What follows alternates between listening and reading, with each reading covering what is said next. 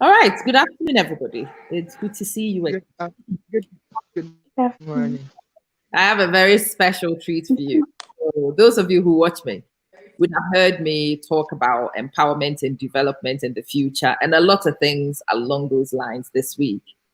And I think the next stage after all those things is to actually begin to talk to the leaders of the future, the ones who will make it happen. Those of us who watch it, we just watch it, we discuss it. I think our time has been and our time has gone. These young people are put here who are likely to make what we dream of happen. And so it is responsible to start talking to those who will make it happen, make sure that they understand what is necessary and they have all the tools, they are empowered to do what is necessary for the survival of our people, really. So I've got four young people. I'm going to be talking to them about advocacy and a lot of things. But do let me go around and give each person a short period to introduce themselves, and then we will get the conversation started. Obed, let me start with you. Can you introduce yourself a Okay, little bit to the audience? okay. So thank you for having me, and good morning to everyone. Good morning. I'm Obed Dadzie, 16 years of age, and I'm in Ghana. And I'm the founder and executive director for the Voices in the Mount Youth organization. I'm also the associate director for programs for the Association for African Future Leaders and the country director for the international climate justice movement, Zero Hour. And I was recently appointed the ambassador for the African Forum for Development. So, Okay. Yes, Auntie Shirley, your babies are here. It's amazing to have your babies. It's great to see what these are doing. Hi, Saida. I think it's important that more of us understand what the journey these people are on so we can support them as much as we can. So, yes, that's Obed. And Isabel. Hi, Isabel. You're right, darling. Hi. Okay, so it's about me here. I'm 15 and I'm in Ghana, Takale precisely. And I'm the volunteer management director for Voices on the Mount USA. Yeah. Okay. So, those two on the other side, Yao and Abna, these are my kids. They didn't know it, but I am looking to volunteer them to come join the organization. So as you can see from Abner's face, she's very excited. She is over the moon about being on camera to talk. I'm hoping that as you explain what you do, mhm, as you explain what you do and they understand um, what the course is, I might actually get Abner to be a little bit more enthusiastic to be involved. And yeah, Nana might also begin to smile. I think that would be great. It would be wonderful when Nana smiles. But there we go. Right, Obed, let's come back to you again. Why sure. are you doing this anyway? You are a very young boy. You should be in school. You should be building Yeah, your future, as they say. Why are you doing this? exactly. I would take it from what you said. I should be building. I should be, getting ready for the future, which is school and then grades and everything about those things. But the reason why I decided to go into this very thing is I realized that everything I do now actually contributes to the future, and the future is something that I'm going to inherit as a young person. The future is something that I'm going to be in. That means the future is my inheritance, it's my property. And as a person, you make sure you are protecting your property, and then you also make sure that the property is, safe anytime that you are able to visit it. Sorry. So since I'm going to inherit the future, since I'm going to be in the future, it is my responsibility to act now for the future. And then everything I do now actually affects the future. So my indifference about what happens right now is actually very equal to um, a distraction to the future that I hope for. So let's talk about climate change. Let's talk about religious intolerance and violence. They all contribute to the future because they're happening right now. As a young person, it's my responsibility plus my education to push the dream that I'm having to build a great future. So that's the main reason why I decided to go into this main initiative to build the future that I'm hoping for and to be the change that I want to see. All right, so you're not waiting for your parents to build it and pass it on to you like we did when I was younger. We waited for our parents to build No, it. no, Fortunately, nothing happened. no. And when we grew Yes. up, we So discovered what we hoped didn't happen. So yeah, maybe you guys need to exactly. do different. You don't wait because yeah, I'm clearly not building it for you. So if you want that future, you're gonna have to build it yourself. I like that. All right, Isabel, let me come and take your view on that one. Why, beautiful young girl, you should be in school, getting grades, what is this activism business then? What are you after? Okay, so the main reason why I became a part of this whole movement is to like be able to collaborate with other young people, because in as much as we are in school in the future, all these young people are those I'm going to relate with, those I'm going if I'm going to be the CEO of this company, it's going to be with someone. So I have to relate with all these young people now than wait for tomorrow. And also one thing about me is that I really love helping people and getting in touch with other people. So this movement has really helped me a lot to develop myself and also help other people. Okay. Now, I haven't heard those two. Do you understand why I wanted you to come and speak to them? Is it making more sense now? Okay. Yes. Yeah? It's making some sense. What is making sense? Explain it to me. What are you understanding so far? Yeah.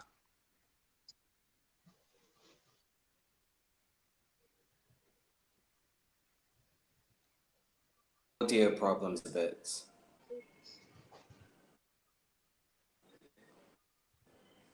Right. There's something happening with you. You are lagging. Can you hear me, Nana? Yes, I can hear you, but sometimes I can't hear you. Okay. If you can't hear me at this point, just let me know. Wave, do something so I know you can't hear me. So, do you understand why, Nana, a young person your age, doing your grades and all those things, needs to get involved at the moment with future building? Is it beginning to make some sense now? Yeah, it makes sense. It's making sense. Explain some of that sense to me. Abna, what do you understand of what's going on? Um, it does. Age doesn't matter. You can build your future at any age. Age doesn't matter. And as Obed was saying, it's actually not my future. I'm done. This is my future. Okay, it wasn't good enough, but I'm done. What actually happens next? I probably will not be in there to suffer or to enjoy. It's yours, right? So if anybody is actually going to be committed to building it, it should be you being committed to build it and my job to support you to make it happen, right? So the person who Mhm. leads that change has to be you, not me. Right. Obed, tell me some of the things that your organization is currently doing in pursuit of this dream. Oh, okay, okay. Can you hear me clearly? I can hear you very clearly, dear. Yeah. Yeah. Okay, thank you. One of the some of the things that we do to empower young people, because the main thing that we're doing is empowerment, because we have found out this truth about the future. We have found out this truth about the present. So what we try to do is to equip young people with the needed skills and platforms that should help them achieve the goals that they want to achieve and then be in the future that they're hoping for. So what we do is activism. Mainly, we started with climate activism and then human rights. And then we also do skill and idea development, which entails entrepreneurial skills and talent development and a whole lot. So we also do philanthropy, which is to help the less privileged communities, especially the young people that we are empowering, to be able to get the resources that should help them go into the empowerment that we're giving to them. And one main reason why we decided to go into the philanthropy isn't because we feel pity for the less privileged, isn't only because we feel pity or something, but we feel we are a part of the community. We feel the less privileged community is also a part of us. So if there's any fault in that aspect, it also affects us indirectly. So we obviously affect the future. It will play a role in the future. That makes it our responsibility to do some of these. So what we also another thing that we do is diaspora affairs and relations, where we empower young people in the diaspora about their roots. Now, this one is very sensitive to us because we believe that every country tree is supported by its roots. And the development of a tree is actually mainly based on the roots. So as a person, no matter where you are, your self-esteem, your respect, and everything depends on how your roots look like, how the place you're coming from looks like. So we empower young people through our Voices Connect initiative, and we engage in various activities that should actually help connect the diaspora community and the African continent, and also build ties that will promote development and growth. Okay. That's amazing. And that's the reason why those two on the screen together are here. You asked to relate with people in the diaspora. So I found you too. Yeah. They're clearly Ghanaian, clearly in the diaspora, need a little bit of help with connection with the motherland and with our culture and with our people, and to bring what skills they've managed to steal from elsewhere back home, which is the idea. So for these two, what would you, for example, be doing with them in the organization? How would you be Okay. embracing them into it? Okay. So we have our Voices Connect initiative, diaspora initiative that I mentioned earlier, and it's in collaboration with the State of African Diaspora. Now, as I said, it's meant to empower young people in the diaspora about their roots. So some of the things that we do is the physical and virtual initiatives. Now, as part of the physical initiatives, we do festivals, camps, gatherings that actually help to empower young people about their roots. Now, what we actually require from those in the diaspora is mainly knowledge transfer and then engagement in the African continent. So we engage in various conversations, um, talk about racism, talk about agriculture and development and growth. And then we also understand that the western part of the world is actually advanced in education than the African continent. So if you are able to engage the diaspora in knowledge transfer, in skill development, they would be able to, as you said, transfer the skills that they have been able to acquire from the West to develop the African continent. So we work with them on projects, we work with them on ideas, we work with them on the gatherings and festivals and camps that we actually come up with. We're actually looking at building an innovative conference where young people in the diaspora can identify various problems in the African continent and use the knowledge that they have acquired to suggest solutions to these problems. And then we would definitely reach where we want to reach as Africans. Okay. Very interesting. Very interesting. So, okay, you've got these two right here, and you want to engage them. How do they engage? Mhm. How do you get them signed Okay. up? How do they become involved? Mhm. So we have a membership form that the young people fill. Now, this form isn't to test you whether you qualify or not, but this form is mainly to register you and to show that you are actually a part of it. So the forms are out. We've been sending it out for young people to fill.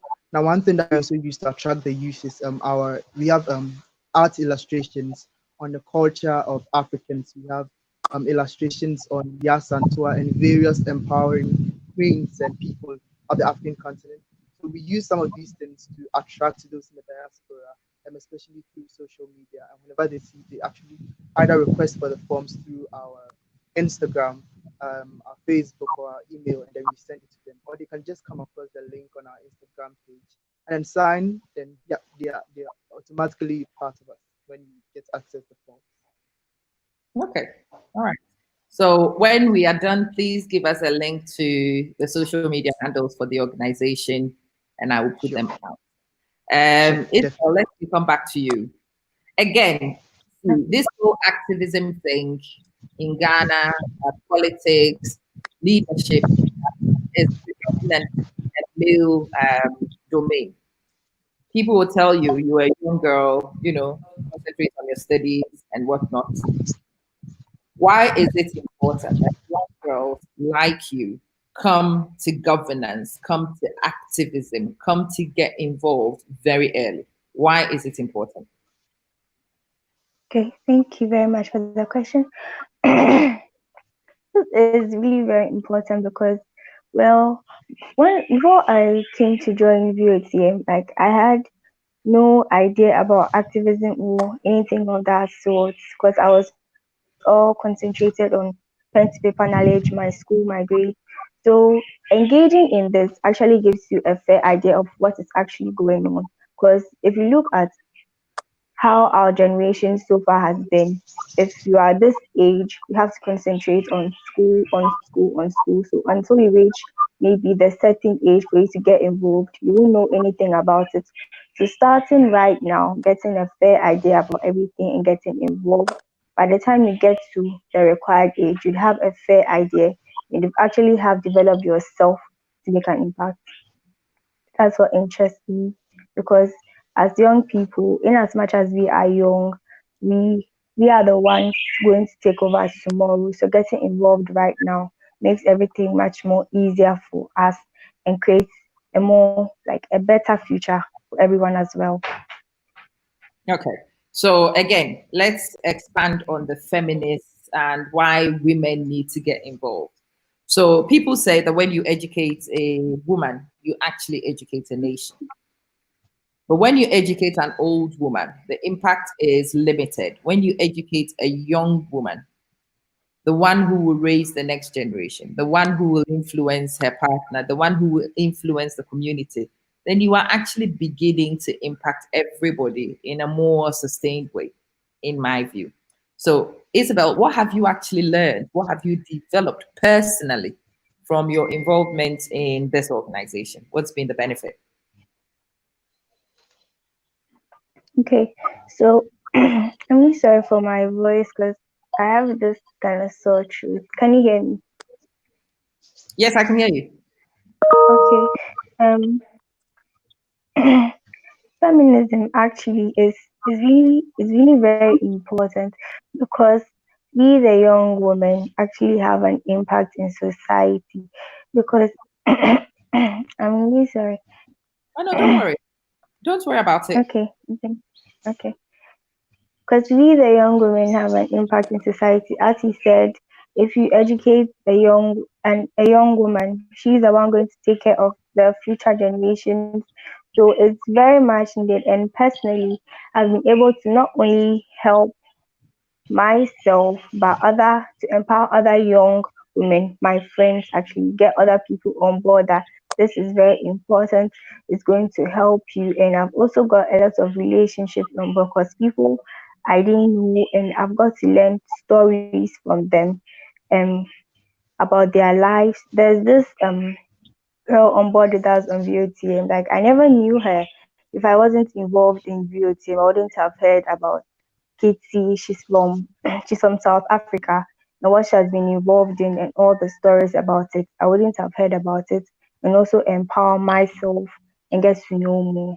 In as much as feminism is concerned, we are all together in this, and we are getting to know more from people from different backgrounds, how women are respected in different African countries, and how they're related to them, the problems they face, in order to equip yourself as well. That's amazing. Nana, do you see anything similar between what they're doing and GOV?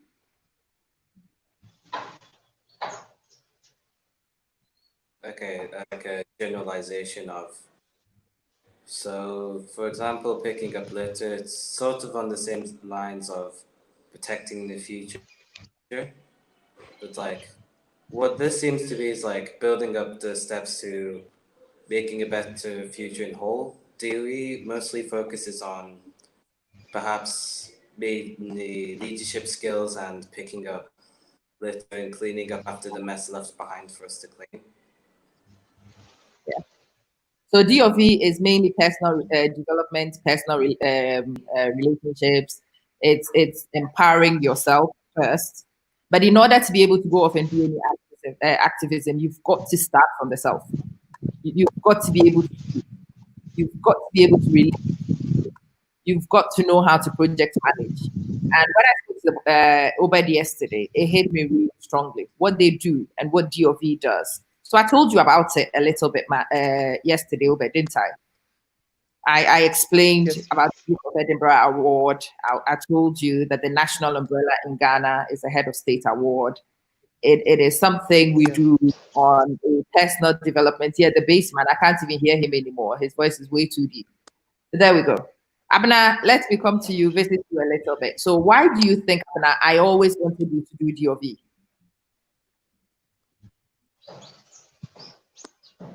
Have you thought I about didn't. it? I Why can't are hear you you. to follow the program?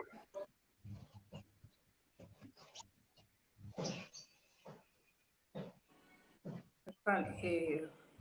You can't hear me. Oh, right. Can you hear now?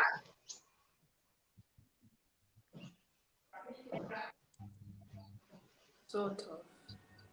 Sort of. Right. Why do you think, Abana, I want you to go and participate in programs like GOV and in Voices of the Mount? Why do I suggest those things? And what do you think the benefit could be?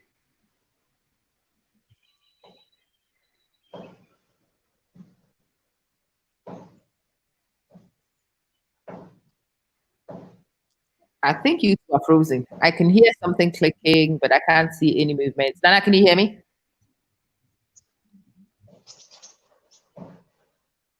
All right. We will see what's going on from their end and I will try and connect them. Oh, but let me come back to you. Yes, Missy, good morning. Nana, good morning. So, what you see on the screen are four Ghanaian young people.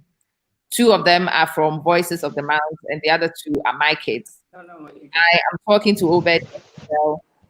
These are young people who've understood that the future is not for me to pass on to them. The future for themselves is for them to build the way they want. They are more invested in the future. It will benefit them more than it would benefit me. And for that reason, they would be more passionate. They are likely to do a better in the molding of the future for Mhm. themselves than for me, who would not participate in it. And I'm really excited about that. Very excited. Let's talk about Voices of the Mount, the organization. Mhm. So you've told me about capacity building and you've told me about a lot of things. If people watch you today and they do want to support you, what kind of support might you want? Okay. So usually what we need, the main support we need for people is believing in what we're doing. That is where I'll start from. That's what I would start from mainly. Because if you do not believe and understand what we're doing, you will not understand the support that you'll be able to give to us. And then one thing too is we want to change the perspectives and the narratives around young people, especially in the African continent. That a young person is defined by as one who is supposed to stay at home from your mom, go to school, and then graduate into another future, into the future you're looking for, and then get a good job, basically. That is the narrative we want to change about the African continent. So if someone's watching us right now, that's the main support we need from the person. But also we engage in charity and philanthropical event activities. And those activities are used to help empower the less privileged young people. Because you can empower people who have the resources and they'll be able to do it. But you go to the less privileged communities and then you talk to them, you're supposed to do this, you're supposed to do that, you can do it. They don't have the resources to engage in some of these things. So what we do is we empower them. We usually visit less privileged schools and then we support them with teaching and learning materials. We sometimes do classroom renovation, sorry, we do library renovation, give them books and basic things that they need, but yet they lack. So we need, if someone's watching us, the person can help us with a donation. But because of the donation, we don't have a specific a place that we usually receive the donation apart from my mom's mobile money account. That's the main place that we use. And yeah, so that's the main thing that we need. We need support and understanding. We need donations in any kind. It can be in clothing, in books, anything that you can help actually give to us and impact the less privileged communities. You also need connections. You can connect us with people that you feel will be able to connect what we're doing and then help promote it. So those are the main three things that we need. We need support in terms of understanding. We need donations in terms of cash, in terms of kind, anything that you want to donate to us. We don't have a specific thing that we receive. And then we need connections, partnerships as well. So basically, Right. I was actually going to say one of the things that people should donate to you, which you haven't mentioned, is of their skills and of their time. There are so many Ghanaian people all around the world. Some of them are some of the highest, most qualified, most experienced people in many different avenues of life. And I think for organizations like yours, good mentorship is what would be required. You will need people who've been yes. there, people who've done that, who are willing to share their stories with you, who are willing to guide you and to coach you and to mentor you and to develop you Mhm. and get you to become Exactly. what you are aiming to become. Because without guidance, without Mhm. mentorship, leadership, or whatever, Mhm. is very difficult to do on your own. So for me, that's the first one. If you are an adult Exactly. working, if you live somewhere else, if you are in Ghana, doesn't matter. You know that you are a very good public speaker. You need to donate your services. You need to donate your time to coach some of these people in public speaking. Some of you need to teach them about philanthropy and you need to talk them through governance and public accountability. There's a lot of things that go into management of projects. And those of you who are project Exactly. managers, those of you who are publicists, even if you share their videos and their content to your page, you might facilitate people in your network to see them. And maybe you might be the link who allows them to make connections with outside agencies and individuals who might be the next stage of the development journey for these people. Let me come back and visit you, Nana, before I go and visit Isabel again. Nana, what do you think you might be able to help the voices of the Mount? What do you think you might be able to bring to the table to support the dream they've got?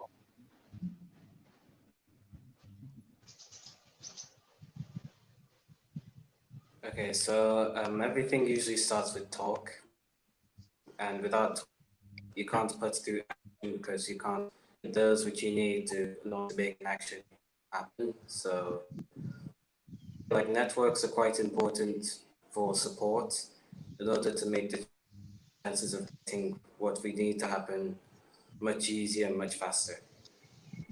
Okay. So networking and support. I'm still looking for tangible things. What sort of networking and support opportunities would you be able to put on the table right now? What do you think you can bring to the table?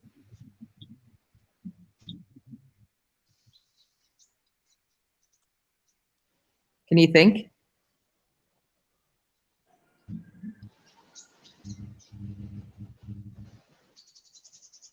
I can't think of anything yet right now.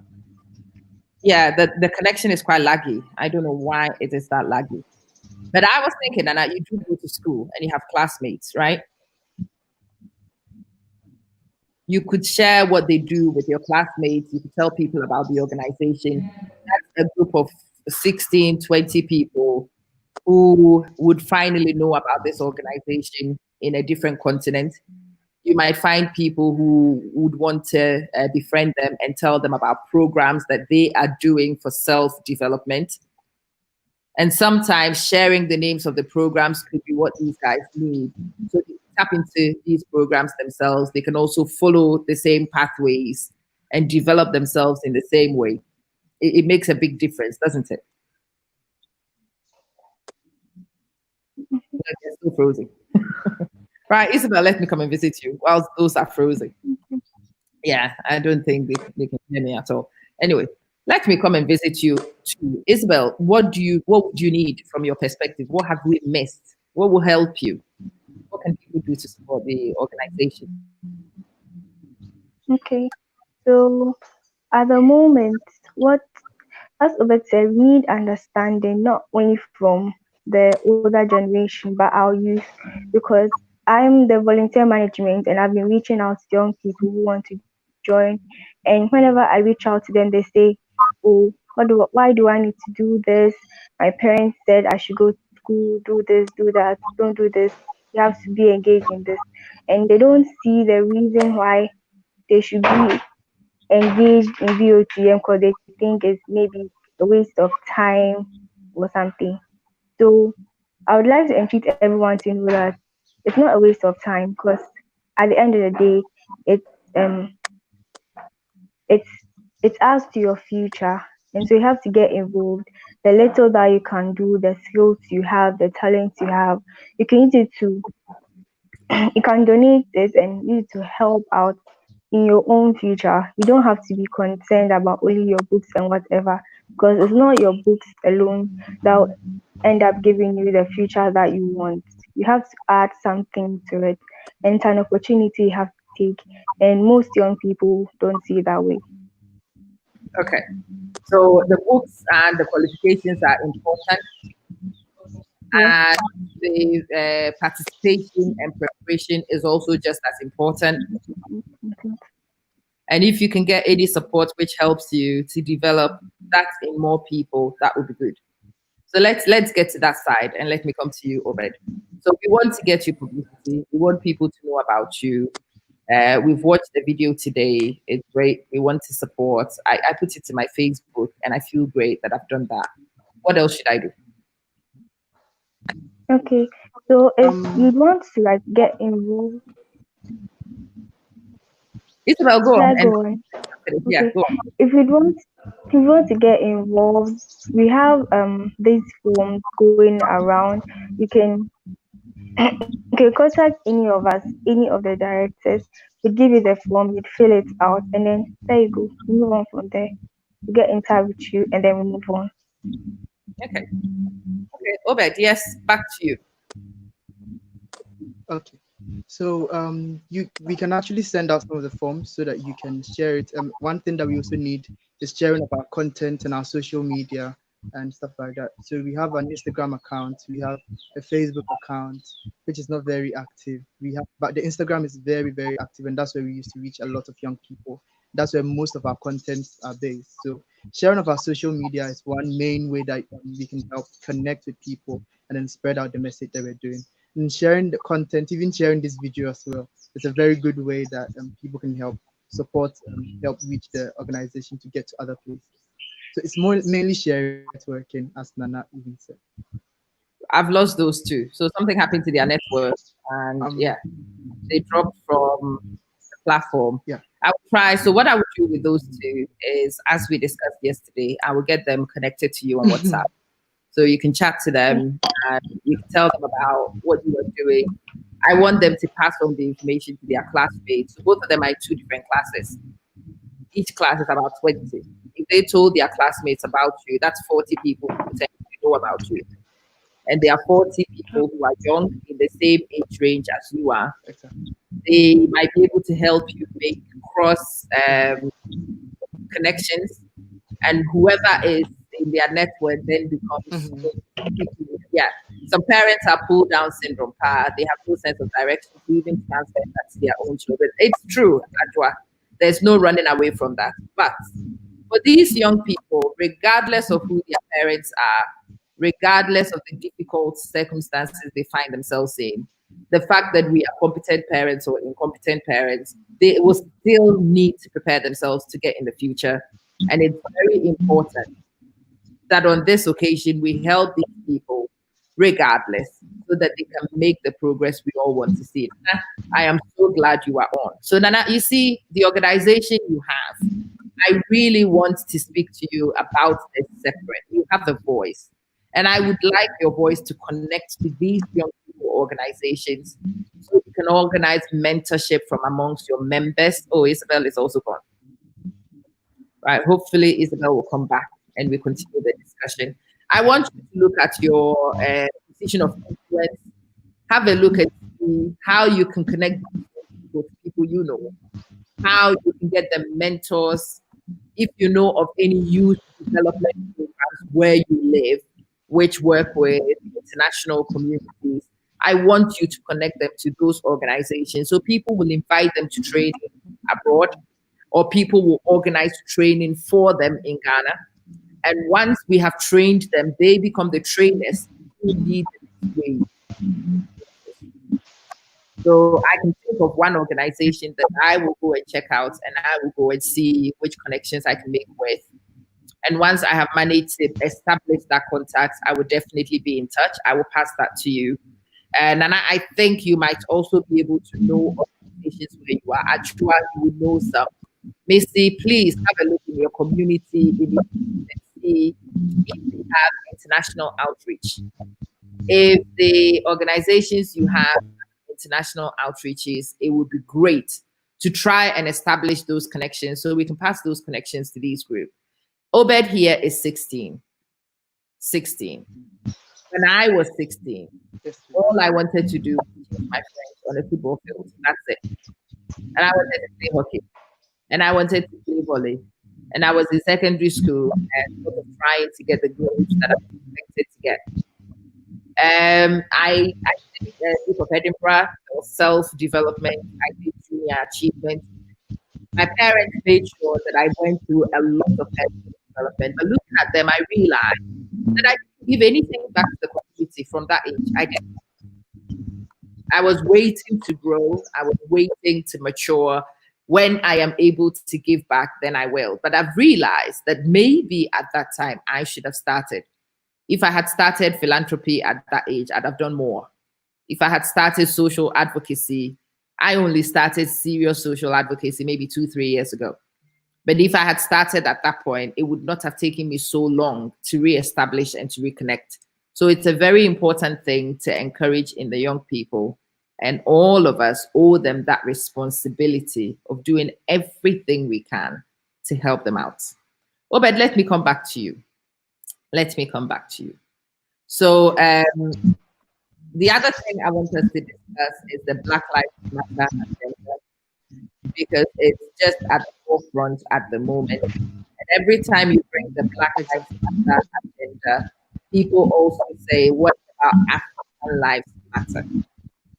What is your organization actually doing to help every young person help make lives matter? Okay, okay, sure. So when we talk about Black Lives Matter, it's mainly related to racism and injustice to the black community, right? So what I realized is the reason why the African continent is usually African people and the African continent are usually looked down upon and then treated in certain ways that are not supposed to be treated, and is because they see us in a certain class. I don't know if you get me. They see us in their space. I don't know if I'm making sense. They don't see what we can do, and they don't see our essence. They don't see our abilities. So it's mainly about what we're doing, that we are trying to empower young people to build their own space, to make the difference that they want to make, and prove to some of these communities that we can do it and we can make the difference. Auntie Amma, I would like to touch on this one. You see, this is not the first time people started fighting for Black Lives Matter. This is not the first time people started fighting for equality. This is not the first time. Martin King Luther did it. Malcolm X did it. But still, we keep fighting the war that we always think we win. And have you asked yourself the reason why it doesn't end? People ask themselves the reason why it's not going down, the reason why we keep on hitting the and then protesting the Black Lives Matter. It's because normally when we're protesting and we're trying to send out the message, we are forcing the people to believe that our lives matter. And that doesn't work. Oh, but pause. Right now, what we're supposed to do is to build our own. Pause there for me. Are you guys hearing this young man? For those of you who were on my video yesterday, the day before, and the one before, did not quite understand what I was saying about changing the Black Lives Matter rhetoric. Hear him. That's exactly what he's saying. Okay, keep that part for me. What do we need to do?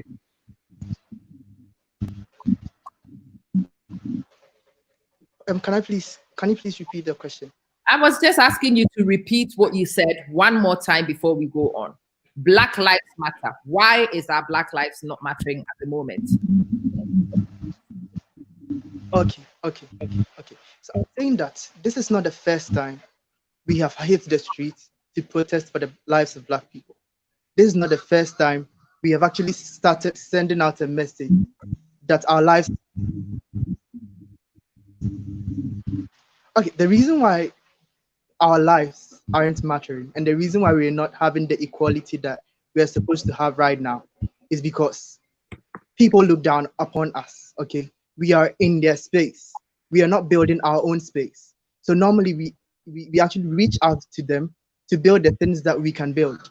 And as far as you are reaching out to someone, okay, to ask the person for money every day, to ask the person for something every day, the person sees you in a certain class that I'll say it in you, I'll say, bro, this person is not important. This person doesn't do anything. This person, he always depends on me, so I can do anything. He's like a servant or something. So fighting for Black Lives Matter and our equality actually falls on building our own space as Black people, falls on building our own community as Black people, falls on investing in our own selves as Black people, instead of looking out those who are suppressing us.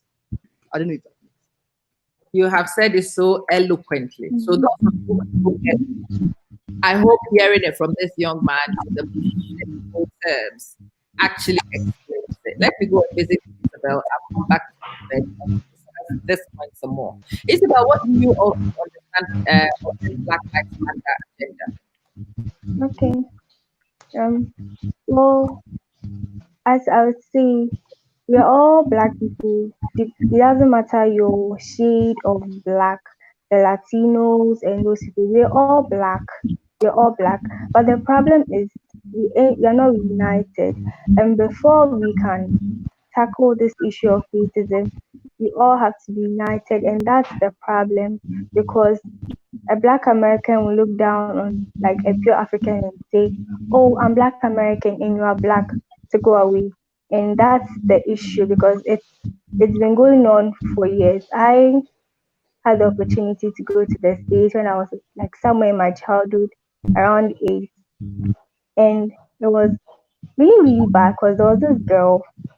She is black, but because she's black American and I am all black, they weren't talking to me. They saw me as if I was some as if I was a witch. Like we are all black though, but the way we relate to ourselves just because of our color, even though we are all black, is really very sad, and we have to unite together in order to fight this together. Because if we are divided, we won't go anywhere. And unity is strength. That's what I think.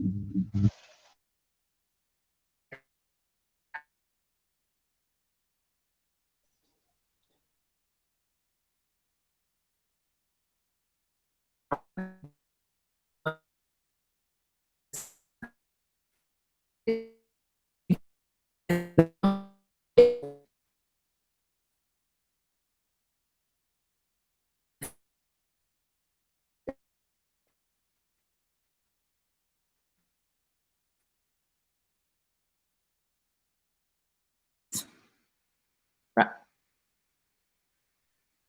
Right, guys, can you hear me? Can everybody hear me? Yes, I can hear you now. I couldn't hear initially. I couldn't hear you before. It's better now.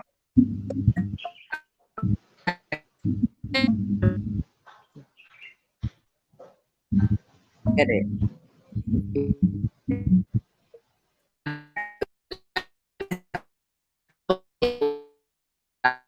We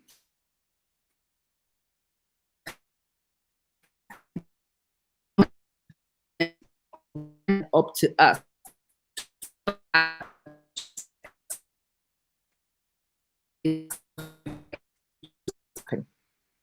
We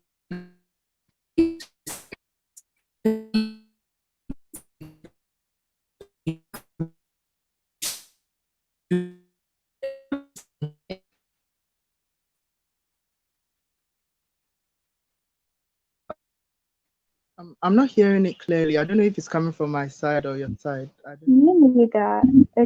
It's breaking. okay. Let Okay, me but you change can hear me onto clearly, right? right. I can hear you guys. The internet, yes. My network has decided whether we like it or not by the 5G service. And whether you like it or not, they go into the 5G mode regularly. Let me switch on and use my mobile. I think my mobile one will be more steady. Bear with me. Yeah, Adra, the internet is being a pain. Let me try and switch onto my.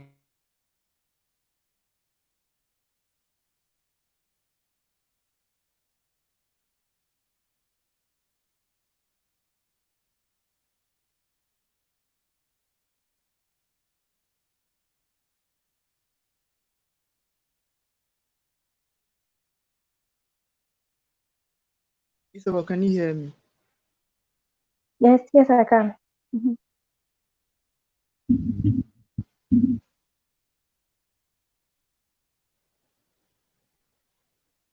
So I actually wanted to add this thing about the equality when it comes to Black people's lives or something.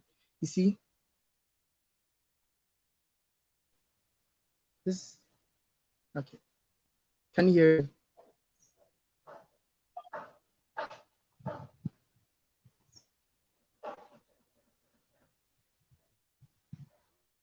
Isa, can you hear Hello. me?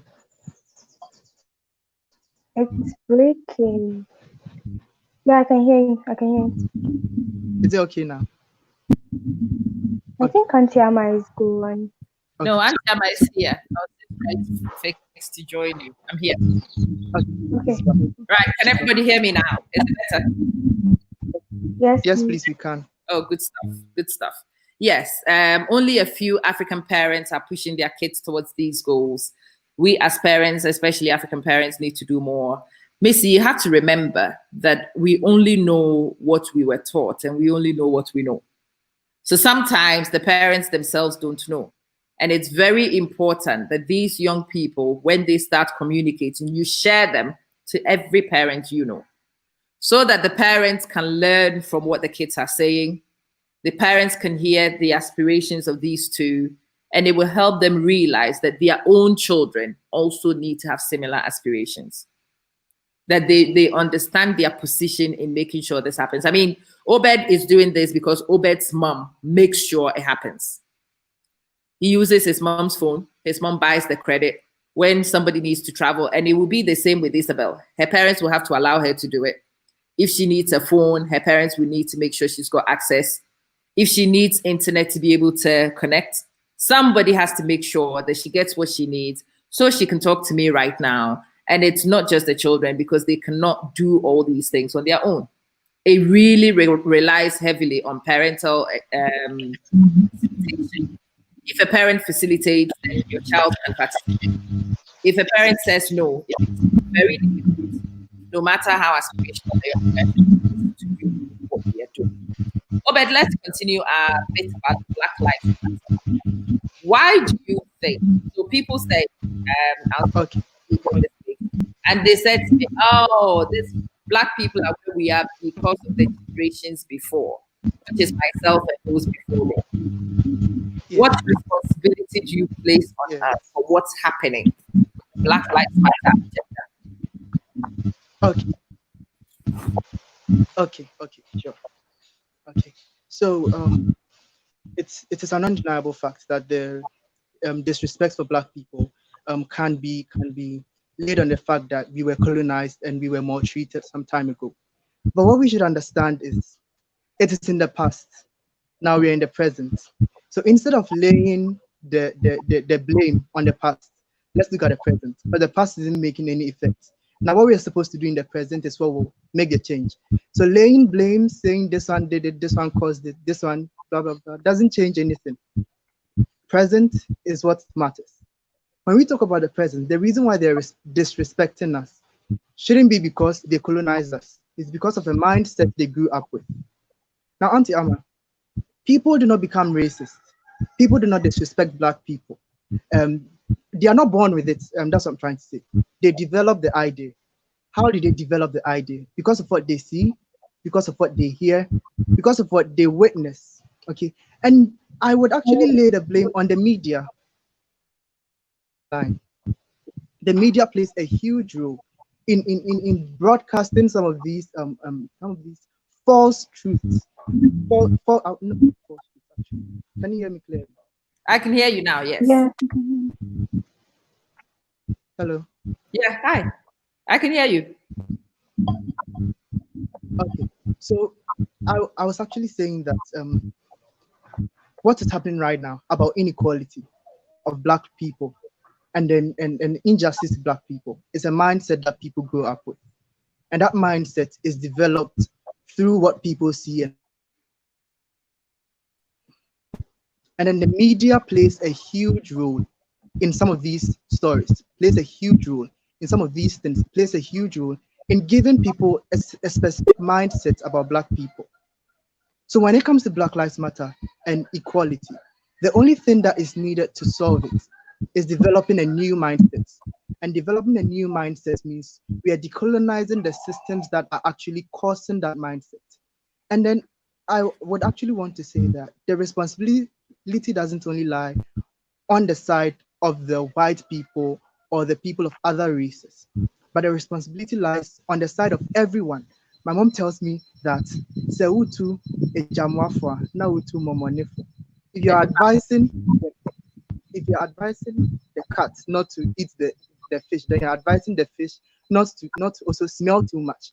So as Africans, we are also finding ways and means that we can use to develop our mindset and ourselves, in as much as we are calling out to them to also develop a new mindset. And then what is needed of us as Black people, as I said, building our own space, building our own community, showing them that we do not necessarily need them to develop, because the mind is not black nor white. The mind is equal as God made it. Another thing that I would like to hit on shortly is the labels that we've put upon ourselves. This is a black person, this is a white person, this is a brown person. It actually causes division. Now, what we need to see is what unites us and what makes us one as people. It's a heart and humanity. At the end of the day, we call ourselves human. So we should use that to identify ourselves. A good heart and human is all we need. The labels aren't needed. This is a black person, this is a white person, this is a brown person. It actually divides people. It actually causes division, because actually it makes sense. Like laying labels actually divides us. And the main thing is who we are inside and who we are as human beings. That's what matters to solve this problem. Developing a new mindset, changing the labels, identifying ourselves as equal and human is all we need to do to solve this problem. Basically, that's what I think. Well spoken. So you see, I've been trying to have this conversation with adults for a while. And every time I talk about changing direction for ourselves, I am from the village. But none of you would diss me as a villager because I have changed some behaviors, right? When you see me, you see Mm, somebody who's developed myself beyond my age.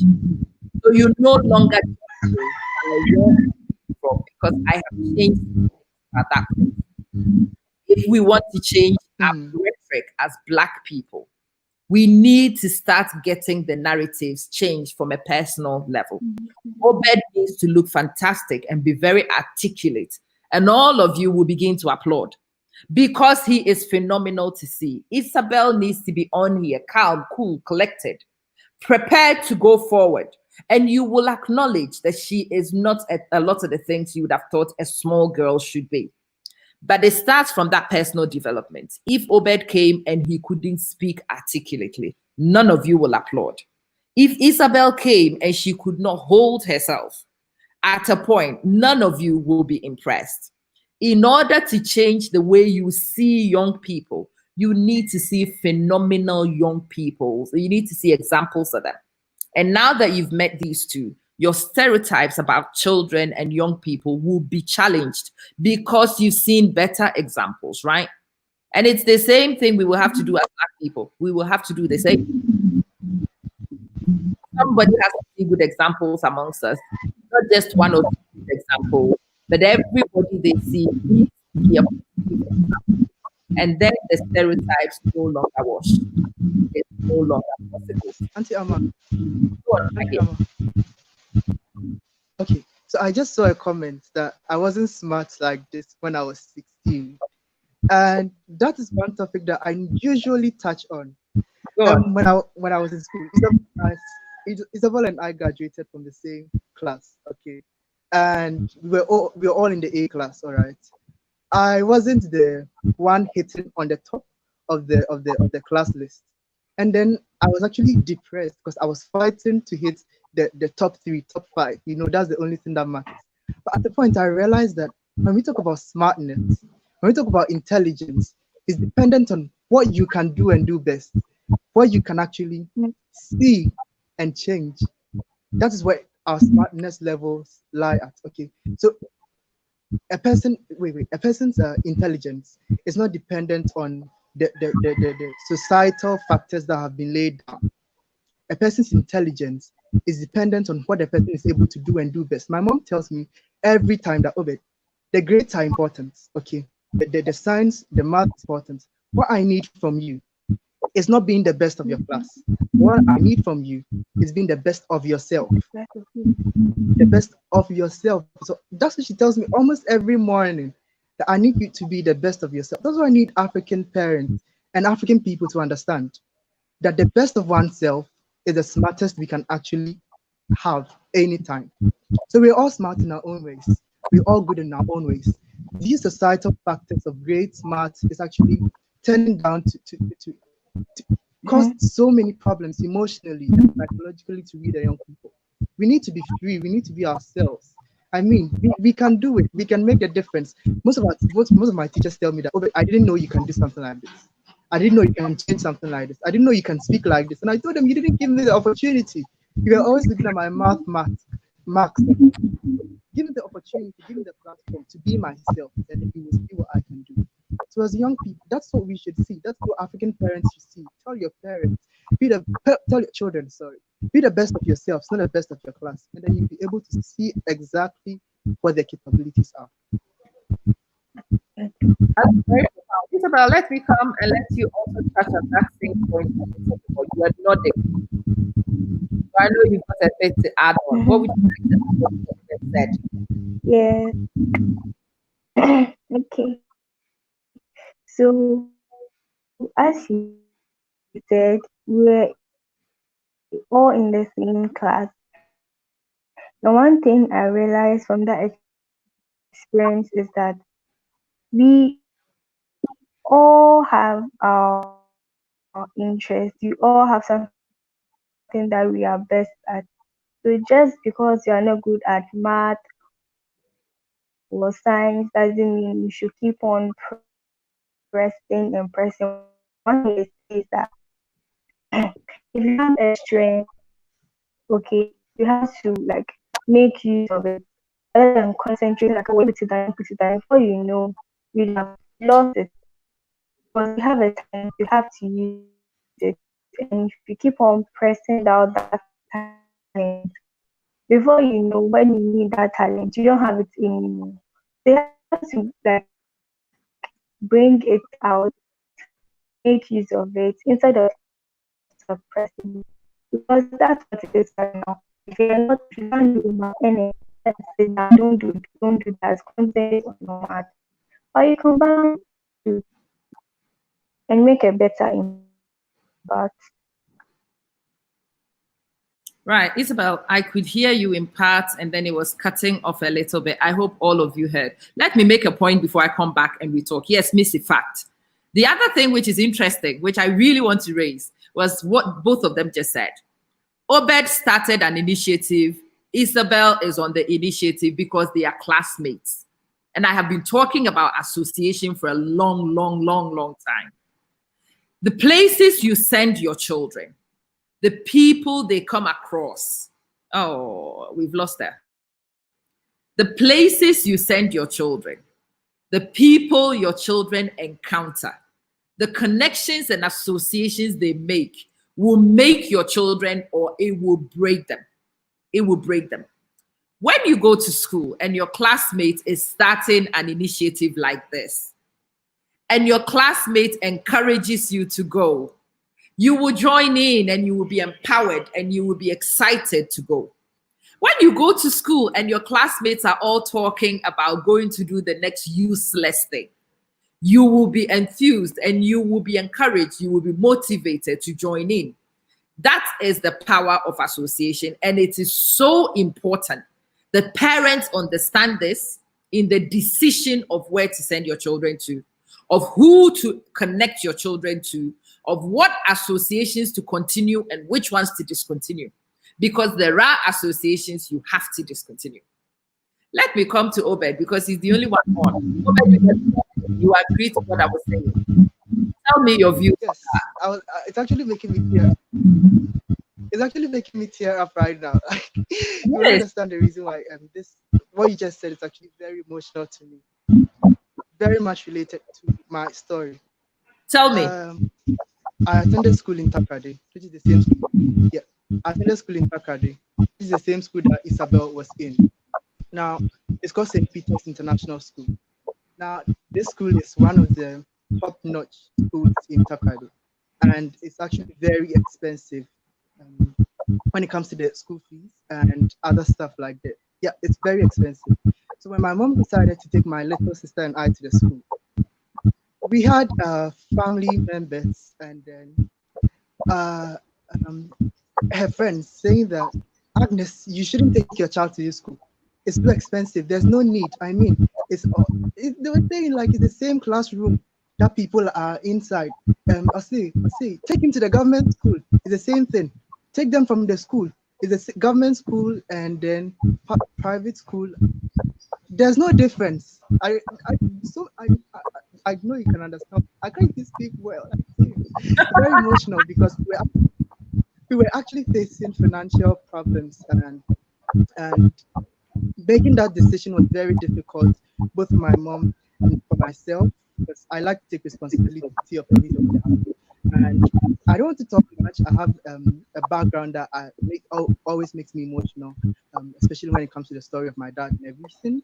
My mom is this empowered woman who was like, I know what I'm doing and I know where I'm taking my children. And she was always telling me that, Obed, I want you to get the connections. I want you to meet people who can help you in the future. So that is why I'm doing my all and putting in my strength to send you to the school. And I want you to make me proud. That's what my mom told me. I want you to make me proud. But she doesn't do this job that pays thousands of cedis a month. She doesn't do this job that pays 2,000 cedis a month. But she does everything she can to make sure that she's paying the fees alone, a single mother. She's paying the fees. She is giving me everything that I want in order to go forward. So this is very important to parents, that you should know where you're taking your children and you should know the reason why you're taking them. I wouldn't have been able to do that. I'm not sure I would have even been able to speak the English I'm speaking right now.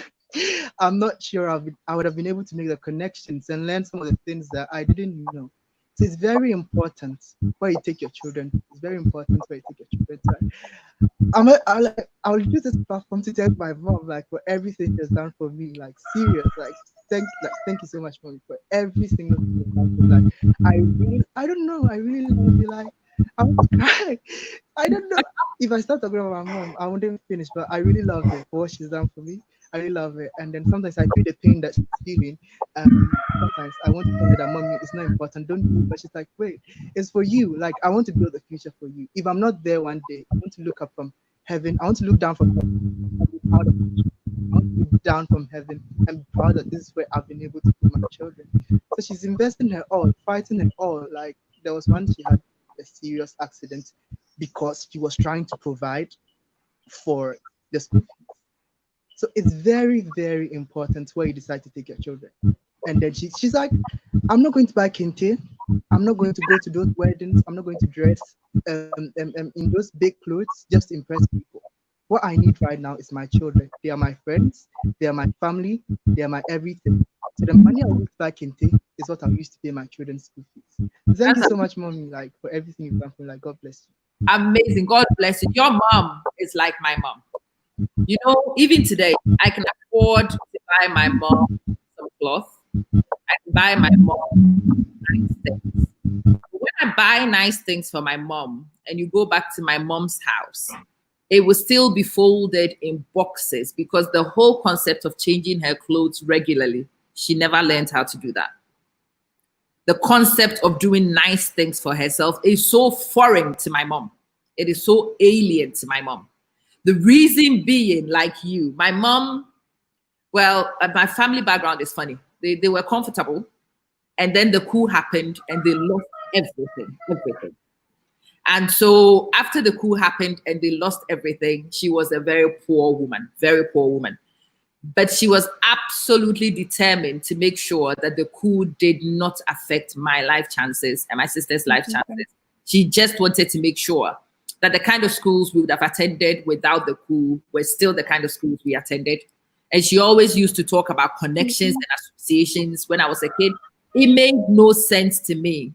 But now, when I pick a phone call to speak to a friend of mine, they can connect you to the whole world. I would text a friend about wanting to do something, and it will happen so effortlessly. People say to me, but how did you get it done? It's the connections I made in school. It's the friendships I formed in school.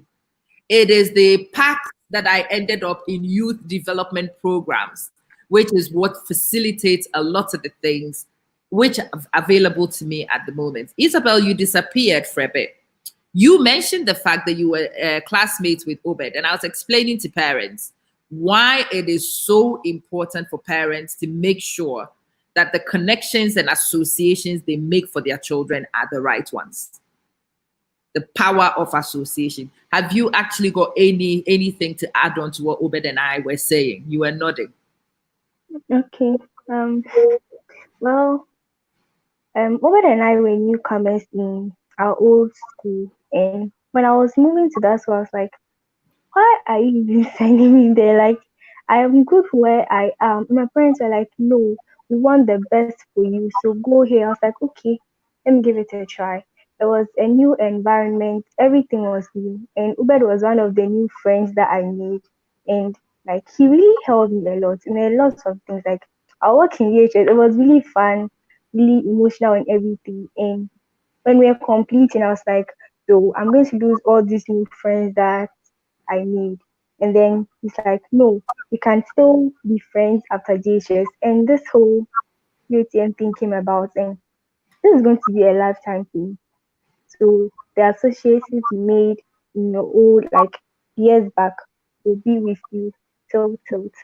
Mhm. You know what is interesting for me? I don't know about the rest of you, but watch Obed's face, and the smile on his face is a young man who's found fulfillment. And unfortunately, that smile, a lot of you my age still don't have it on your faces because you've not found fulfillment. You've not found your calling. When you find your niche, when you find your calling, when you are working in tandem with your destiny, there is this innate happiness you have. You can't stop smiling. It doesn't really matter how difficult your circumstances are on the surface. That particular thing gives you that comfort. And I'm just looking at his face, and it's the first thing. I've only recently found that kind of fulfillment in my life. So I recognize that kind of smile on his face. And I am so jealous of him because I wished I found it at 16. I really wish. If I found it at 16, I'd have been a very happy person. I'd have been a much happier person growing up. Life's journey would have been less harsh.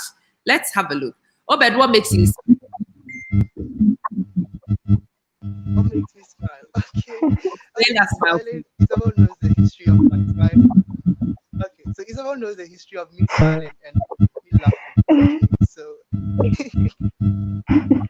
every one of my classmates are smiling very much. I'm a very I'm always happy, like every time. Like I'm always happy.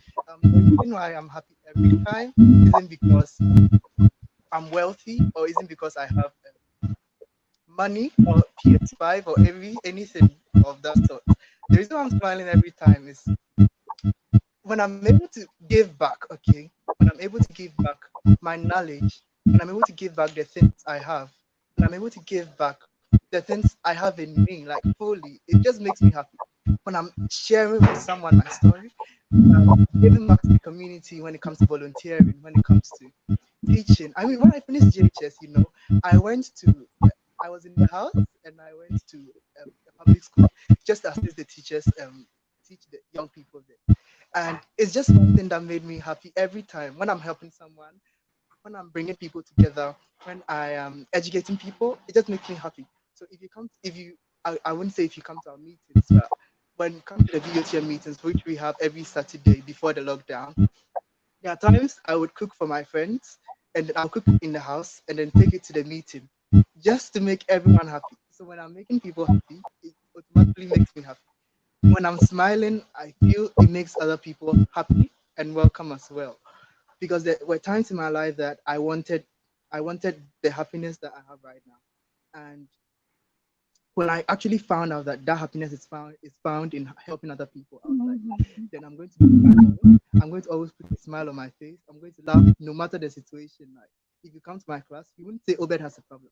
Because I'm always laughing, I'm always smiling. When I'm walking, I'm laughing, I'm smiling. Because it welcomes people. It makes people feel good. Like, hello, how are you? You look beautiful this morning. And then it just makes people happy. Like I would tell the girls in my class, you're beautiful, and people wouldn't understand. But I don't know, like doing good for people actually welcomes them. It changes a lot. Like I'm a person who really believes in love and believes in love so much. Like loving other people, helping other people, equality, no matter the religion, no matter your background, no matter Isabel knows, like, yeah, I welcome everyone with a smile and laughter, no matter what. Even if you're insulting me, that's my mom says. So sometimes she'll be blasting me and then so angry, but I'll be laughing. And that actually calms her down, usually. So smiling is very important. To always have a smile on your face.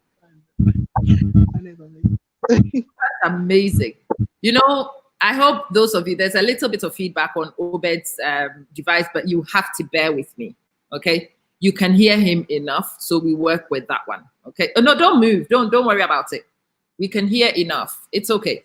It's okay. It's a little bit of a feedback, but it's not a disastrous thing. And we can definitely live with that. Isabel, let me ask. Oh, just when I was asking, right? She'll be back. Yes. Let's get talking.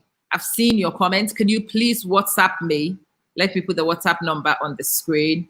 WhatsApp me. I am back on WhatsApp eventually. There was a little bit of an issue with WhatsApp, but I've managed to restore. So get yourself in my inbox on WhatsApp and I'll send you the link and you can definitely come and you can contribute because I can see you are galvanized. I am so happy that a lot of you are here. I am delighted that these young people can take some of you to school because they are taking me to school as well. That they hold you something, that they make you see what can be done for the young people with a little bit of goodwill from parents. Yes, his smile is contagious. It really is healthy for everybody.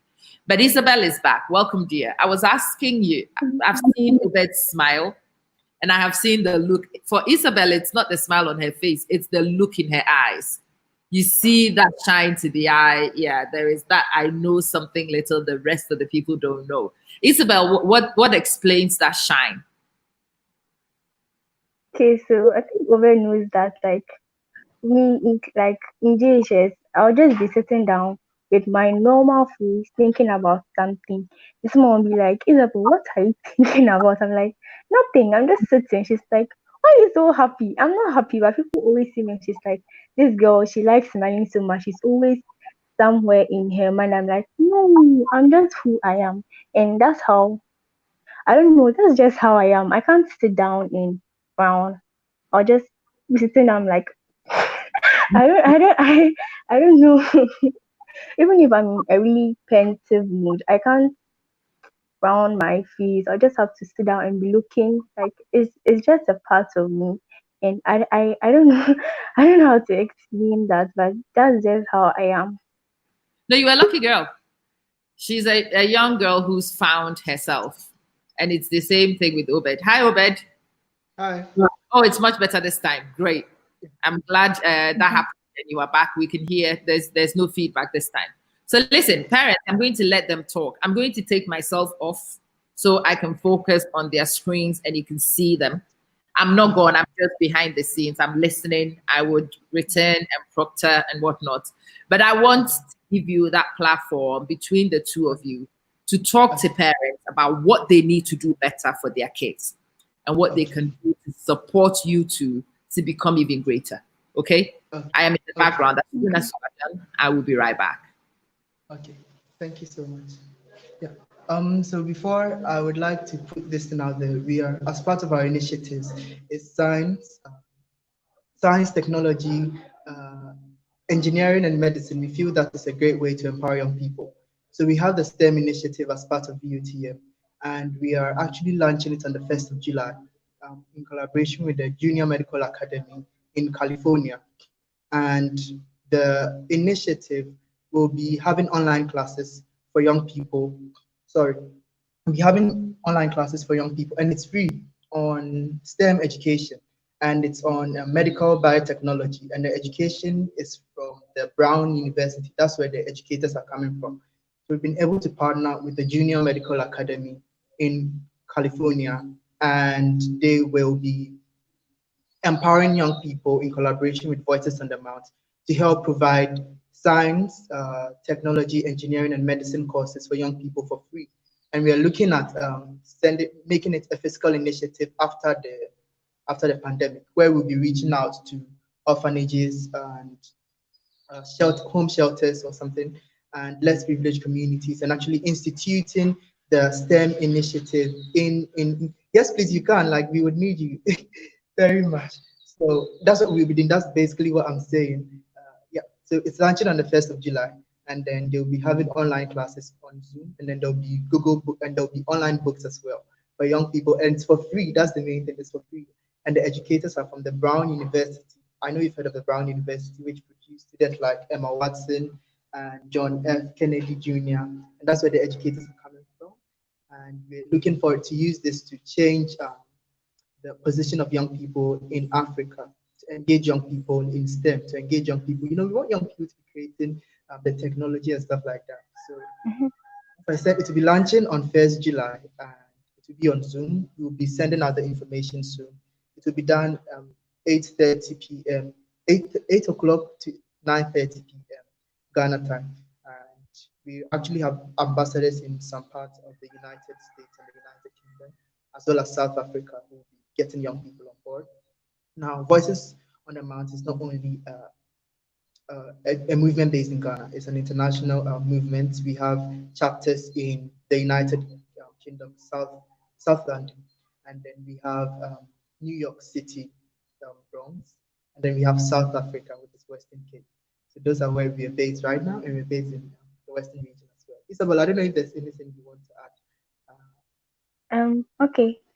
Um, about the STEM. Okay. So most people would ask, why should I take part of it? Because maybe I'm a general art student or I'm a business student. All those business students, they need some form of, let me say, info on science and all those things. Because yeah, business students or general art students, all right. But you all have to get some idea, because it's all part of the education. And one thing I like about this is that it's free. It's free. So like it's something that we should all engage in. Yeah, definitely. And someone was saying we should explain what the ambassadors of STEM do. Now, the ambassadors of STEM actually help build connections and partnerships with other institutions and educators that can help us. They also act as tutors, and they also empower parents to be put it on the platform. I know there are parents platforms that a lot of parents are on, so they can help spread the message. That's what the ambassadors do. Then help more and more young people get into the STEM. Now, when we talk about STEM, it's basically science, technology, engineering, and medicine.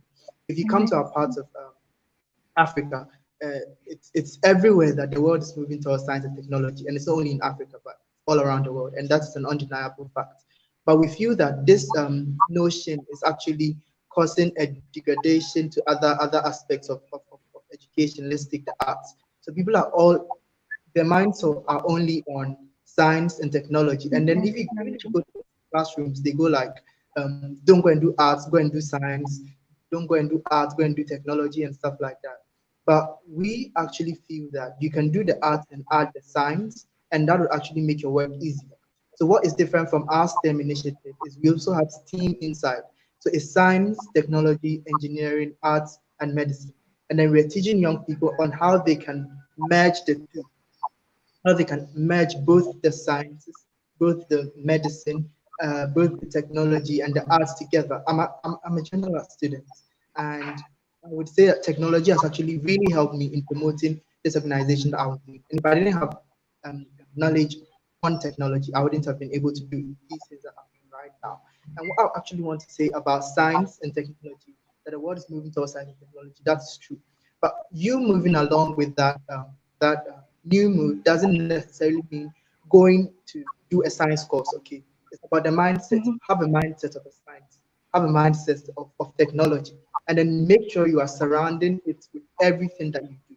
So I'm a general art student, but I do more of technology when I come to the house. I'm trying Let to. me help you out here a little bit. It's Mm, not about the subject, it is yeah, about the skills. So I exactly. told you yesterday, in the year 2009, a school actually employed me in Manchester as a STEM coordinator. That was my job. My job was to make sure that we had STEM across the curriculum, that I would call the head of math and make sure that the math departments were pushing the STEM agenda, the science head of science, and I was always in people's faces, disturbing people. And the truth of the matter is what you see on this screen at the moment. The STEM skills are problem-solving skills. And it doesn't matter what you do in this world. You need to be able to problem solve. STEM skills also operate around critical thinking, not accepting things for the sake of it, but actually questioning things, analyzing things, making sure that your thought is critical. Data analysis is the difference between success and not in the current lives we live. A lot of us, we get a lot of data, but we don't know what to make with the numbers. So we just let the numbers go.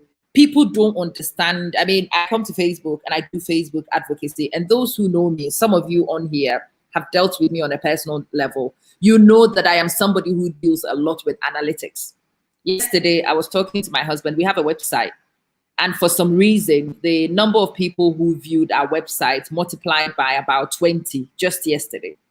So my husband, this morning when I called him, I said to him, well, go back and have a look at the post we did yesterday. Go and check which one caused the spike. Because we need to know what kind of post it was so that we can do more of those posts, so that we can grow the website, we can grow the audience. But that knowledge will come from the numbers. If you don't look at the numbers, if you don't look at the charts, if you don't see the analytics, you will never know what caused your success and what caused your failure. And if you don't know what causes the success and failure, you will simply repeat the unhelpful things and you might not do enough of what works. That is the beauty of the STEM subjects and the STEM courses and the STEM skills. Adaptability. Being able to respond to change in life, because it changes all the time. It does. Technical proficiency. Whether you are speaking, you have to be a proficient speaker. You have to know how to connect to people. Whether you are using technology, you have to be proficient. You need to know the device in your hand. You need to know its capabilities. You need to be skilled enough to deploy those capabilities to your advantage. Otherwise, your phone is not smart. It is not a smartphone. It is a smart user who makes it smart. I can give you the best phone and you can sit behind it like an idiot. And somebody can have something which is not anywhere comparable to the kind of phone you have, but the person will do so much more with that phone because the person is technically proficient. It is those skills, and those are also called 21st century skills. So what was the STEM skills to start with are 21st century skills. And everybody who wants to live in the 21st century, anybody who wants to succeed in the 21st century, anybody who wants to do well, go and have a look. There are so many publications. You can go and have a look at the STEM skills. Go to Google, type in STEM skills. And if you understand that the STEM subjects are all about, you need me for my humor. You know, even the humor has its place.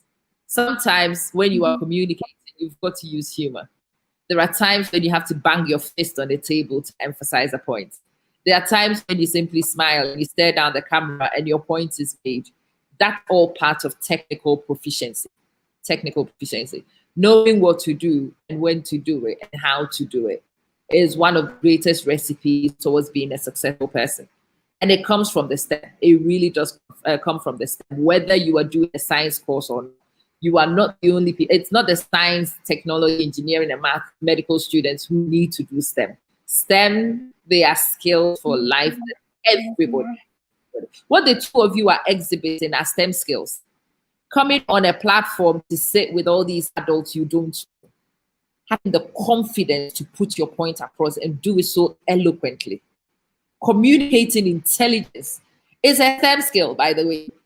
Being able to work in a team is a STEM skill. Being able to work on your own, under your own supervision, is a STEM skill. And every single person who lives here on this planet in this century needs those skills. Parents really need to understand. So let's finish with advocacy. A lot of us are a bit selfish. We don't quite understand advocacy and why we need to stick our necks out and go chase the collective good. I made a video 2 days ago about race survival. My survival depends on you. If you are successful, I will earn respect. If you don't comport yourself to command respect, when people disrespect you and I look like you, they disrespect me by default too. And if somebody respects you by default, I will gain from that respect. Why, Isabel, you happen to be at the top, so I'll start with you on this one. Why should people be involved in advocacy, regardless of age? Why should we all become activists and advocates? Okay. So as she said, if I benefit from it, we all benefit from it because we are all in the same society. And so all these things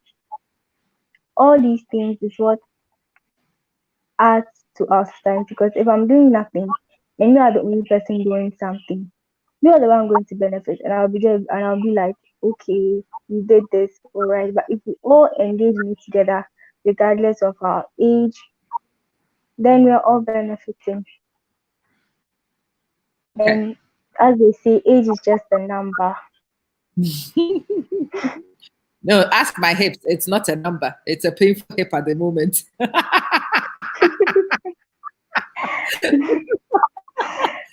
sure your hips are not painful yet. So yes, age is a number and all that. Yeah, it's a state of the mind. It really is. Whether you feel old or you feel young, you feel empowered or you feel disenfranchised, it's in your mind. The minute you lose the battle in your mind, you've lost the battle physically too. You've lost the battle physically too. Oh, but let me come and visit you about that advocacy thing and activism. Incite us. Why should we all become advocates and activists? Okay, so thank you so much, especially for that question. When it comes to advocacy or raising our voices, whenever I speak to young people, the main thing I always start with, if it happened to me, then it can happen to you as well. If it happened to this person, then the same thing can happen to you as well. The fact that you are not in the same position as the person doesn't mean you can't experience it. So when it comes to raising our voices, sometimes people think, "Oh, I'm not facing it. I'm not actually in the front line. So what is the need for me to get involved?" But remember that if it has happened to the person, so can it happen to you. And my mom taught me this proverb that I've forgotten. She said that if you see fire burning on someone's beard or Oh, something, yes. There were young people. People say a judge young body na was sensual dear see with dear. That's the proverb. So we who say a exactly. judge that were young body semua no was sensual. Me cry there me sensual in dear. Me who say judge our body semua. Na makoto nsuom na me sweme. Me mpese judge in the first place. Exactly. So, in as much as you're raising your voice for another person, you should know that you're actually working it out for your own self as well. That's the main thing we should understand when it comes to advocacy. And when it comes to young people engaging themselves in raising their voices, you should know that you're contributing to a future that is actually for yourself. You're contributing to a future that is actually for you. One passionate thing is climate injustice, and then raising our voices against climate change. You know that if sea levels rise, it will surely affect you. And then you may be going to the workplace one day, and then you don't know what will happen. Anything can happen as a result of climate injustice and its effects. So we should understand, as I said, like the main thing is if it has happened to me, so can it happen to you? And as human beings, we have a heart that makes us understand a few things. And that heart must push us to actually work and make a difference. It is very important. It is so, so important. We can't take that for granted. Yes, I know a lot of you are watching these kids on the screen and you are becoming fans of them. They are admirable young people. But I also want to draw a line underneath here. These people are admirable because they have been developed. Be clear about that one. They are able to speak the way they are because people have invested in them a lot of time and a lot of effort. Their parents have actually facilitated a lot of things for them to become who they are becoming. And that's why you admire it. Every young person you invest in can also become like this. Every young person you grant a voice to can also speak. Any young person you champion and encourage can also grow. And it's really important that if you don't take anything from me today, you look at these two, you admire them, and you want them to do more, but you also want to try and facilitate that for your people and for all the young people you come in contact with. So let's remind people again. Obed, how do people get involved in helping you achieve your goals? Okay, so one first thing is we need mentoring and guidance. Because in as much as we believe that we're young people who make a difference, we should also understand that there are people who came before us and there are people who understand the systems more than we do. So Yeah. we need guidance, we need assistance, we need mentoring from anyone who feels they can render their service or volunteer their ability to help develop us. And you should know that if you're developing us, you're not developing only us, but you're developing every young person. And we do not just represent the voices that we're using right now, but we're representing the voices of every young person, millions of young people around the world. And we know that this will obviously reach them. So one thing that we need mainly is mentoring and guidance. And we also need, as Isabel said earlier, we need understanding both from young people and the adults. And one thing I want to touch on is one that I'm very passionate about is if you're watching us today, don't actually tell your kid or your child to become like me. Don't tell your child to become like Isabel. Okay, thank you. So rather, try to find out what ability is in your child and then work on developing it. So don't force your children to speak like Isabel is speaking, to speak like Obed is speaking, or to do what we're doing. But try to find out.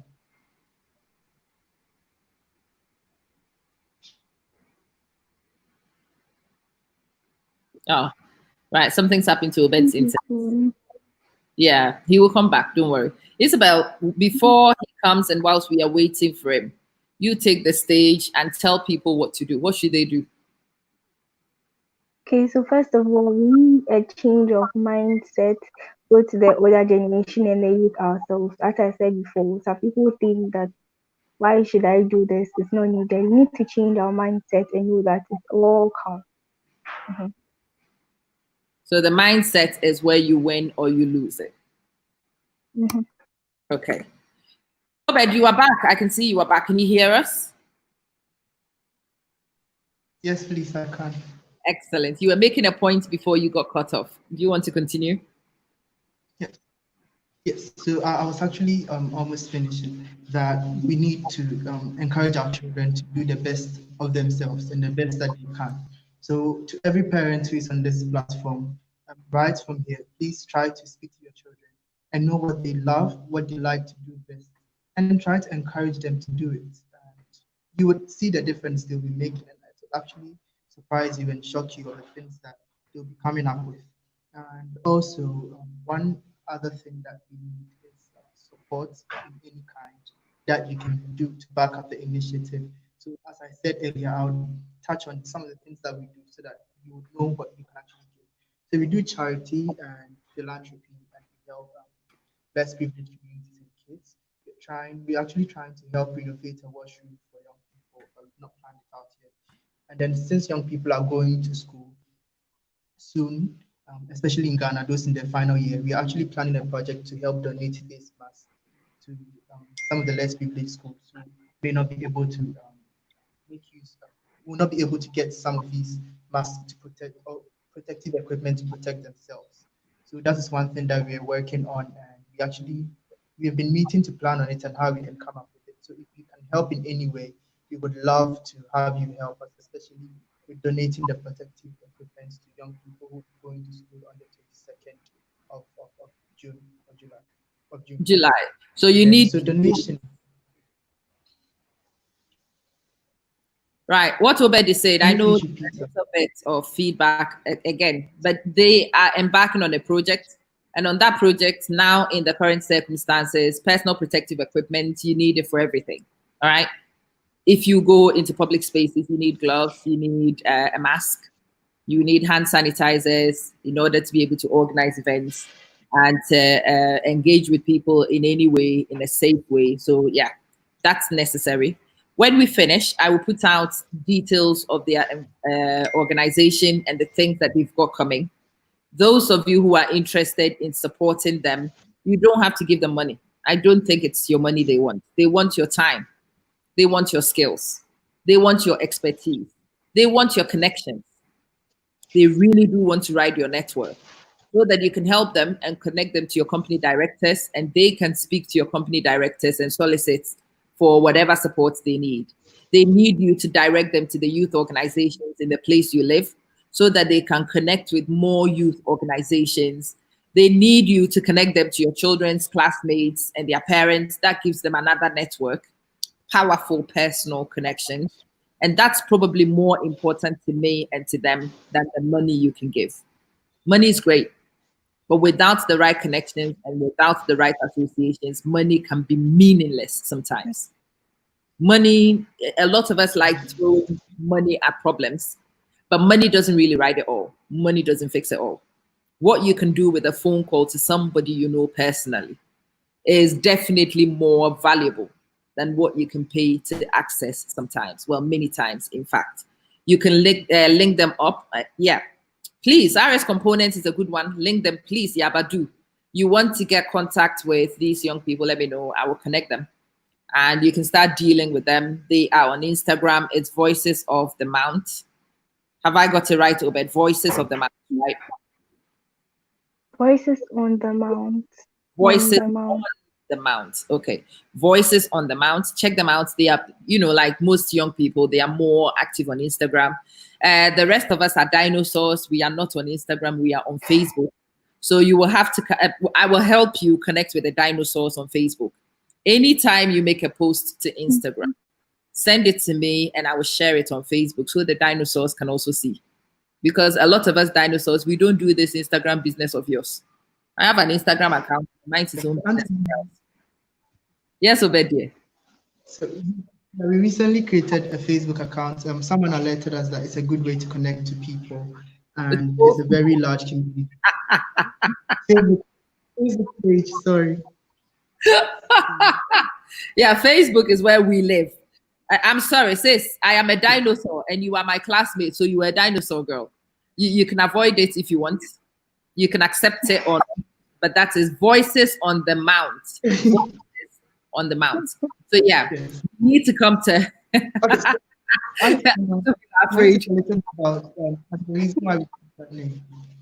Go on, explain here. Yes, I was saying, and the reason why we chose to use Voices on the Mount, when we talk about a voice, people normally voice when they have a reason to talk. And then voicing out represents an action. It's an action that people take for a specific reason. So when we say Voices on the Mount, it means we place our voice on top for people to hear. And then what we're doing is we're not waiting for you to come and raise the voice for us.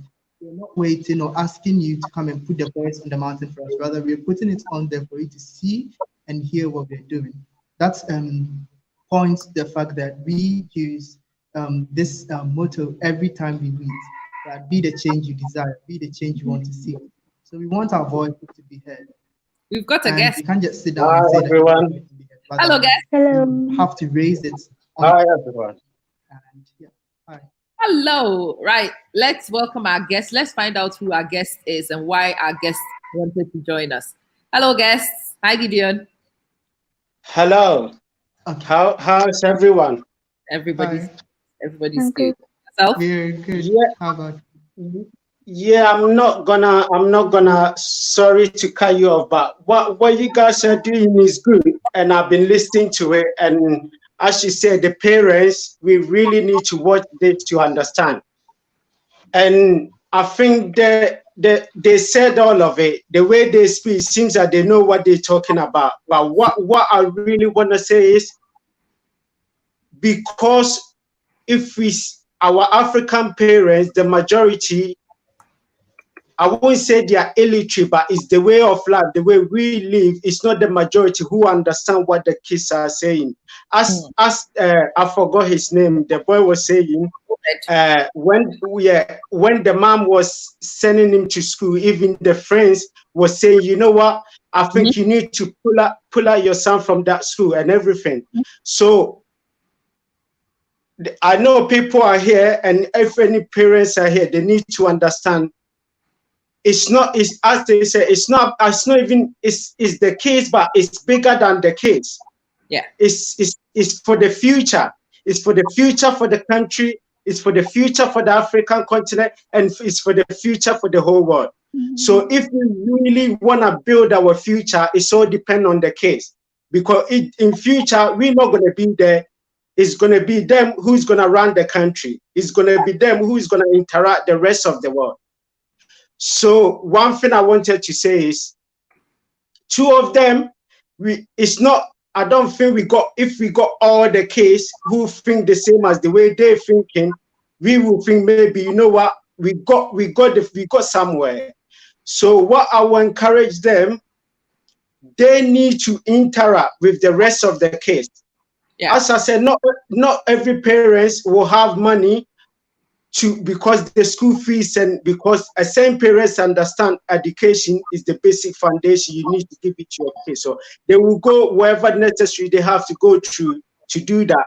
But same parents can do it. So I'm encouraging them to, even if it's social media, like what they come here, even if they're gonna get their own platform and start teaching their own group, making the group. It doesn't matter. It's gonna start in future. It's gonna bring thousands of cases who they can interact. They can share ideas. So even if the parents didn't understand, maybe from them it's gonna start from. It's gonna start from them, and it's gonna build. And maybe these kids gonna learn. And as I think you were saying something about the future is technology. Yeah.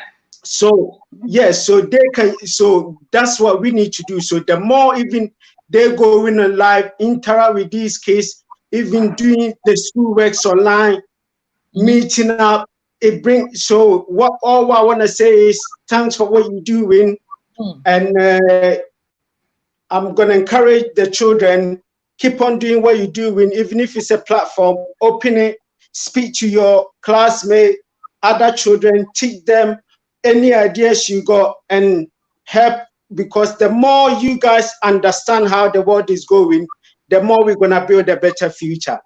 So that's my input I want to put in. That's amazing. Thank you. Thank you so much.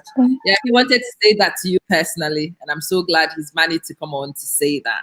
I mean, it's important. I mean, I'm thinking, Obed, Facebook, this is my home. So if you need help with how to set up your Facebook page, how to optimize the pages, and how to grow, that one I can help you with. Instagram, not my yard. Yaba says she's the queen of Instagram. Yaba, I got you a job. If you are the queen of Instagram, then you give their organization a shout out and ask everybody on your Instagram contacts to go follow their pages. As I did at the beginning of the show, I had my 2 kids on before they lost access. And I wanted my kids to meet them. I already had my kids speak to Obed last night. I wanted my kids to support what they do and to put manpower behind what we say. So before we even got here, I got them talking. I got them connecting with each other. I've got them thinking about how they can liaise together. And it's what we do moving from the show. It's a great show, but it means nothing if we don't act. They are beautiful kids. I am not bringing them for your entertainment. That wasn't the point. The point is that you've met these 2 and it galvanizes you to try and create the connections. If you know somebody they should meet, you should pass on that detail to them. If you know something they should know, you've got to pass it on to them. If you can be mentors, because they do need mentors. If you can be mentors, or you know people who should be mentors, you should make that connection and facilitate it happening. Share their videos. Ask your kids to talk to their classmates and their teachers, because these people also know another set of people these young people might not know. And by facilitating and availing your connections, you allow them to grow. If you know of youth organizations, or even if you know sources of funding, who might want to adopt a young organization like that and fund them and grow them and support them, then it's still your job, your responsibility to make sure that what you know is put at their disposal. That is how we become responsible adults. It's not just enjoying and admiring. That's anybody can do. But if you want to be responsible adults who support the dream of the young people, then you have to take action, palpable action to actually support. Yes, yeah, talk. Can I say one thing? You can. Yeah. Sorry to cut you off. That's what you were saying, because obviously I'm in UK at the moment, but I do go Instagram because I got me and my friends, we do talk show, a lot of different types of talk show, and I accidentally come across one Instagram, and I tap on it, and it was a young guy from Ghana, and he was rapping because Instagram doing that. So I was listening to it, and I said, you know what? I know he's not that good, but I can see the way he rapping, the motivation, the way what it means you want to do. So that's what you just said. I say, you know what? I can't resist this. I have to say something. I have to do something.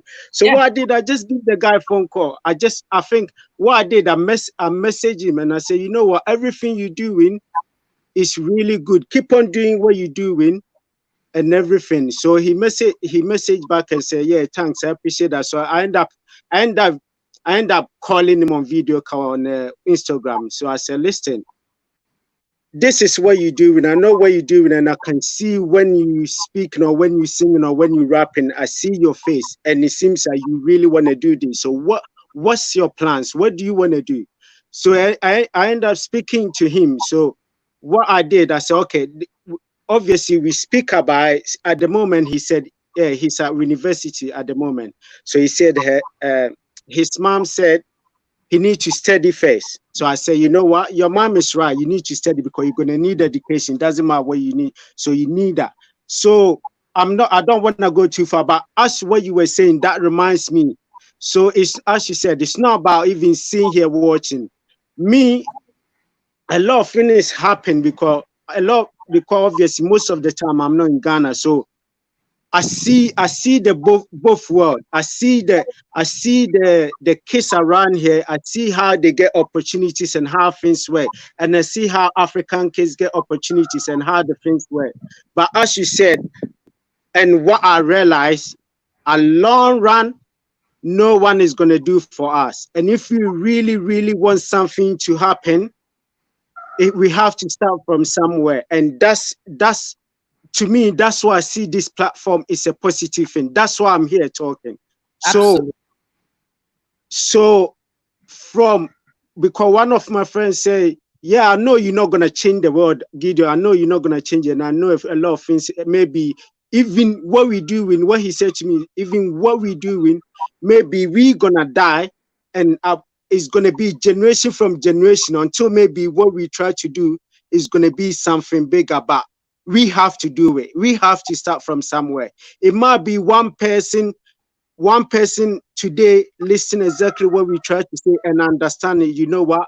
I think we need to build our future. We need to build our case. We need to start understanding what the world is going. At least if it's one person and that person spread it out. As you said, when I come out from this platform, if I know any children, anyone, spread it out, let them know what's going on. They go if I got their platform, any case I know, I make sure I send it around. If, as she said, it might be bigger than that. Maybe they need funding, they need project. But to me, this is just the beginning. That's why I see it. Yeah. So those of you in the UK and looking for a contact, Shirley Abedibuafo from the Mother Organization is a good contact. She is the reason why I discovered these young people anyway. So get in touch with Auntie Shirley, talk to Auntie Shirley so that it's a coherent support, not just people pulling them in all these directions. So yeah, go to Auntie Shirley, those of you in Europe and in North America, UK in particular, deal with Auntie Shirley. Those of you who are in my gang and prefer to come through me, that's fine as well. But if you have a variety of contact points, then it makes life easier. So Auntie Shirley Abedibuafo is her name. Do get in touch if you want to reach Auntie Shirley and need contact details as well. Let me know and I will pass that on to you. Shirley. Okay. You don't think children are shy? Yeah, yaps, we will talk. So guys, I have kept you longer than I intended. I've kept them almost 2 hours and I only asked for one. I know your moms, tell your mom I owe them data. They must be hungry by now. Yeah. I got really excited. I forgot the time keep, and I've kept them much longer. I hope that I would get them in another couple of weeks or so. Once we've all thought about how we can help them and what strategies we can put together to help the organization grow and to help them to become more impactful. I will call you again, Obed. When you finish, please send me Isabel's contact as well. If there are any others in the group who want to make the connection, pass them my details. I would love to talk to them. I would love to connect. And yes, let me go and think. Let me ponder on a few things. Once I've actually got a strategy, I will be in touch and we will see if I can be useful in a more meaningful way. And that's what I'm calling everybody else to do. If they need funding, and thousands of, and this is one of the things I'm beginning to do with you guys. So I've been talking to you guys about Patreon. I want you to be my patrons. I want you to go on and put a fiver in for me every month, £10 in for me every month in the silver level, £25 in for the gold level.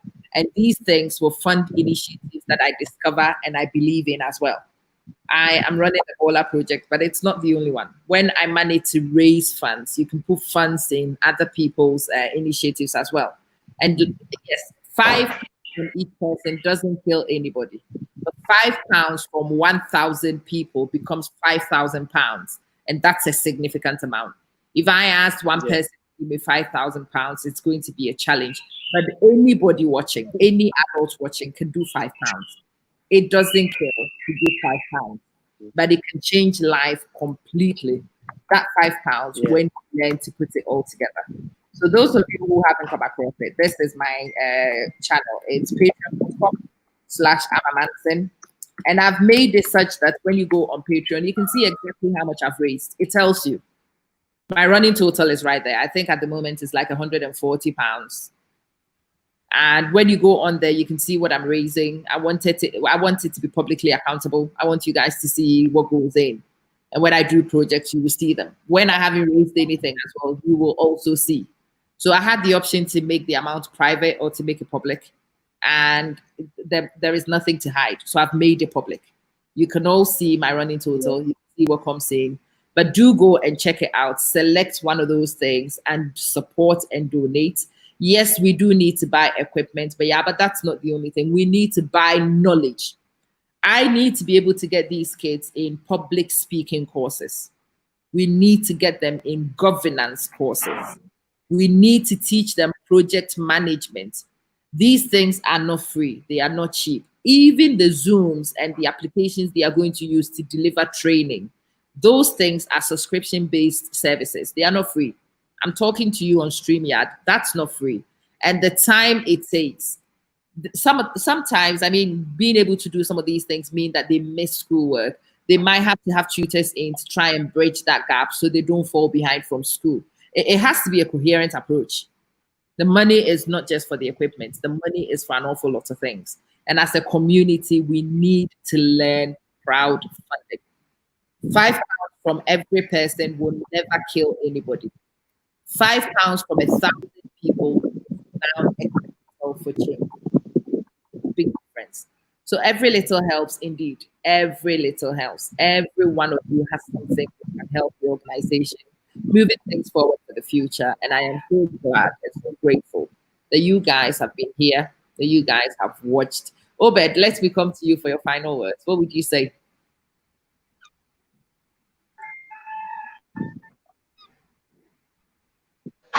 Can you hear me, my dear? Yeah, can you give us your final submission, your very final words, so we can wrap up and let you have lunch? First of all, I almost forgot. I would like to thank Auntie Shirley for the awesome support she's been giving to us. Like, I have never met someone as supportive who is not so much of your family member as Auntie Shirley. Like, I don't know.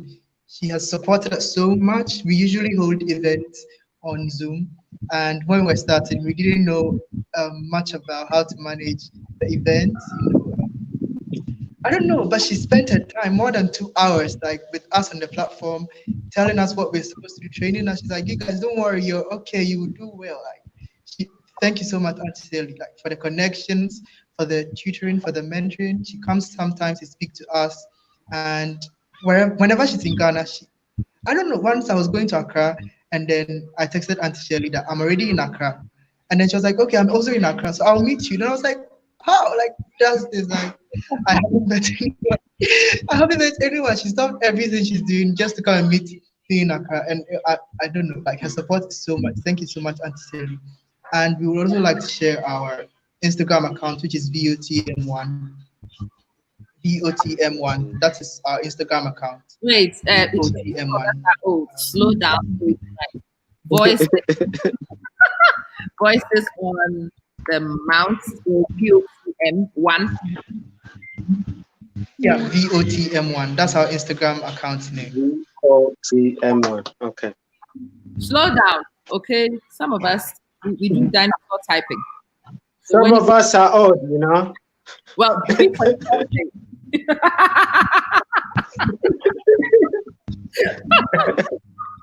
I am willing to admit. Where's the V? What is it again? It's on the screen. V. Oh yeah, I OTM. got it. Yeah. Okay. So that's the Instagram. And we recently, that was I think yesterday, created a Facebook account, a Facebook page, which is also VOTM. Okay. There's no one. It's just So when you VOTM. finish, send me the Facebook one. I will shoot it on mine and ask people to follow you, so people can at least grow and share your. That's amazing. Thank you, Obed. I think you are a fantastic young man. You give me a lot of hope for the future of our country and of our race, and I am so proud to have come across you. Thank Is it you. possible to give me your final word? Okay, I'd like to say to my friends, my girls out there, that we all have something in us that we haven't discovered yet. We shouldn't feel shy or afraid to bring it out, because it all counts. We're doing it together. And I would like to say thank you to my parents, because when I told them my own today, she was like, "All right, sure." She didn't even ask me, "What are you?" The once I said, "Oh, I'm in this organization with my friend," she was like, "Go for it. You trust in me." So to parents out there, to have faith in your children that they can do whatever they set their eyes onto. Amazing. Amazing.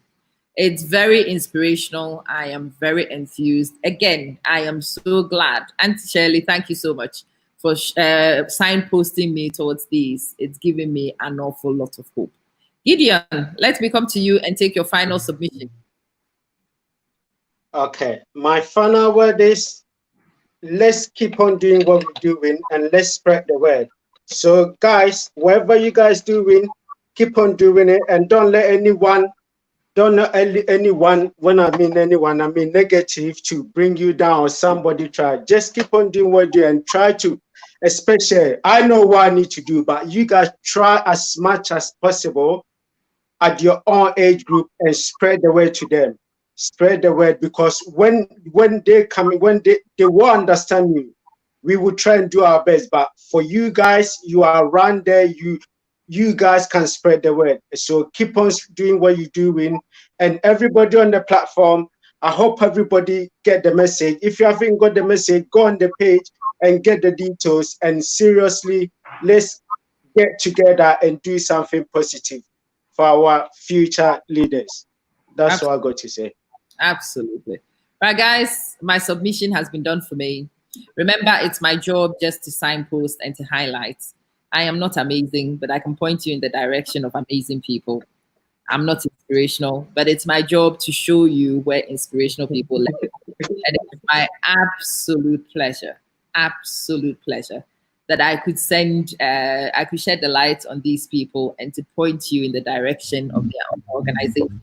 The Yaba is already following the Instagram account. The rest of you do go follow the Instagram account. I am not an Instagram girl, I've got to say to you. So when you look for me on Instagram, it's a no. When you want to find me, if you want to grab me, you come to Facebook. So send me the the link to the Facebook page. If you want somebody to help you grow and develop that page, let's talk about that one. That's my domain that I can help you with. Instagram, not so much. YouTube, not so much yet. But we can learn. You can teach me Instagram and I'll teach you Facebook. And we will find ways in which we can connect with every pocket which contains people of interest to us. Auntie Shirley, may God bless you. You are incredible. Just as the young people said, you are so giving, you are so open, you share information so freely. It is absolutely sensational that we have people like you amongst us.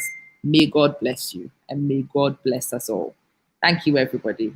I will be back in touch with you with a pleasant surprise Bye-bye. on Auntie Amma. stage. Yes, my dear. Yes, so one last thing before we go, I'd like to thank my friends and the team that we work with, a group of about 22 young people who are on the board of directors, and they are amazing. Like anytime I call them, sometimes midnight, I tell them that today we are not going to sleep. We are going to work as much as we can on the internet, just to make a difference. And they won't complain. They won't. I don't know, like amazing group of people that I work with, even Isabel here. Like, thank you.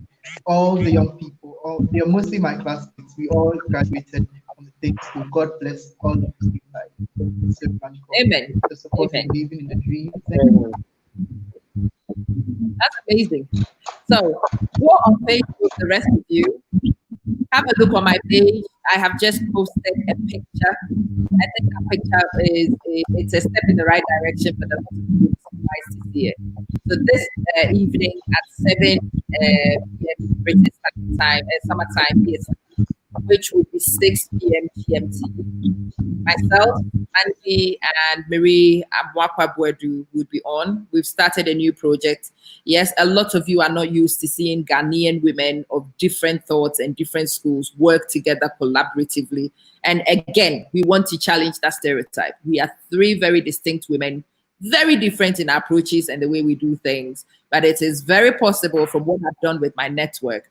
And we've been talking about the sisters advocacy, and I am one who talks and we act. So we've been discussing sisters advocacy. Come have a look and see what we're doing with sisters advocacy on the network. And maybe we might encourage beautiful Isabel and young girls like her not to see their sisters as enemies, but to see them as sisters of protection. Your sisters advocates. We need to learn to become that.